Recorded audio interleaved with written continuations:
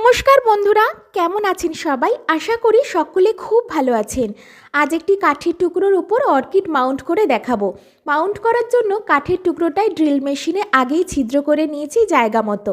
এবার ঝোলানোর জন্য একটি তার উপরের দিকে সুন্দর করে লাগিয়ে নিলাম। তারগুলি যাতে সহজে নষ্ট না হয় তার জন্য বিশেষ বনসাই তার ব্যবহার করেছি। তারটাকে একটু বাঁকিয়ে দেওয়ালে যাতে ঝোলানো যায় সেই ব্যবস্থা করলাম। এবার মাউন্ট করার পালা। নারকেল ছোবড়াগুলিকে একটু পিটিয়ে পাতলা করে নিলাম।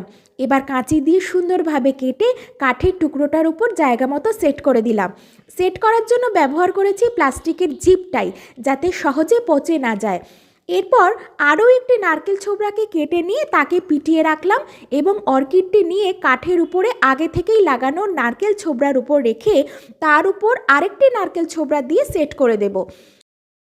খেয়াল রাখতে হবে যেন অর্কিডের শিকড়গুলি নারকেল ছোবড়ায় পুরোপুরি চাপা না পড়ে যায়। উপরে কেনের দিকটা টুইস্ট ওয়্যার দিয়ে আটকে দিলাম, যাতে অর্কিডটি যতদিন শিকড় দিয়ে গাছের টুকরোটাকে ভালোভাবে আঁকড়ে না ধরে ততদিন যেন নিজের স্থানে ঠিকভাবে লেগে থাকে।